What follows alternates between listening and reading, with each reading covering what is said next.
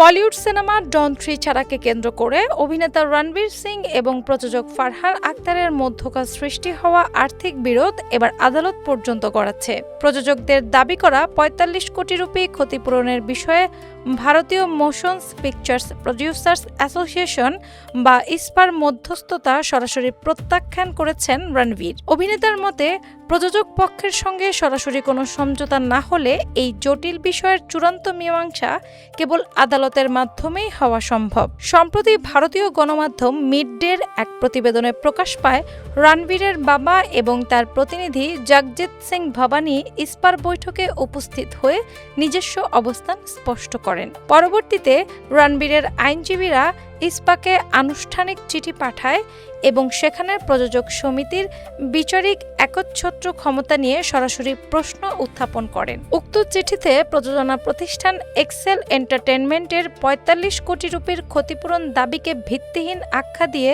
তা সম্পূর্ণভাবে খারিজ করার দাবি জানানো হয়।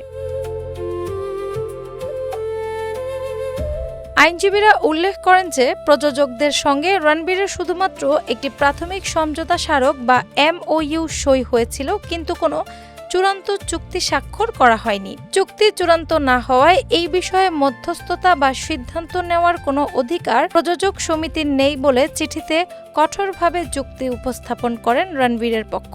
অভিনেতা ও প্রযোজক নিজেদের মধ্যে কোনো সুরাহা করতে না পারলে বিষয়টি আইনি প্রক্রিয়ার মধ্য দিয়েই সমাধান করা উচিত বলে মত প্রকাশ করেন তার আইনজীবীরা। উল্লেখ্য যে ২০২৩ সালে প্রখ্যাত ডন সিরিজের তৃতীয় কিস্তির প্রধান চরিত্র বা নতুন মুখ হিসেবে রণবীর সিং এর নাম বিপুল উৎসাহে আনুষ্ঠানিকভাবে ঘোষণা করা হয়। তবে সিনেমার মূল চিত্রনাট্য ও বিভিন্ন সৃজনশীল বিষয় নিয়ে মতবিরোধ তৈরি হওয়ায় শুটিং শুরু হওয়ার ঠিক শেষ মুহূর্তে সিনেমাটি থেকে সরে যান এই তারকা অভিনেতা।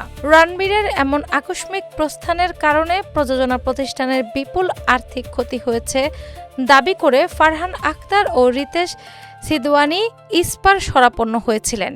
চলচ্চিত্র শিল্পে বহুল আলোচিত এই আইনি দ্বন্দ্ব ও আর্থিক টানাটানির বিষয়টি সমাধান করতে এখন দুপক্ষকেই আদালতের চূড়ান্ত রায়ের ওপর নির্ভর করতে হতে পারে। প্রযোজনা সংস্থা এবং অভিনেতার এই কঠোর অবস্থানের কারণে আপাতত থমকে রয়েছে কোটি টাকার বিগ বাজেট ফ্র্যাঞ্চাইজি সিনেমা ডন 3 এর নির্মাণ সংক্রান্ত সব ধরনের পরিকল্পনা। সমঝোতার পথ বন্ধ হয়ে যাওয়ায় শেষ পর্যন্ত বিনোদন জগতের এই হাই প্রোফাইল বিরোধটি এখন ভারতীয় সিভিল কোর্টের আইনি বিচার প্রক্রিয়ার দিকেই ধাবিত হচ্ছে। ডেস্ক রিপোর্ট, বাংলাবাজার পত্রিকা।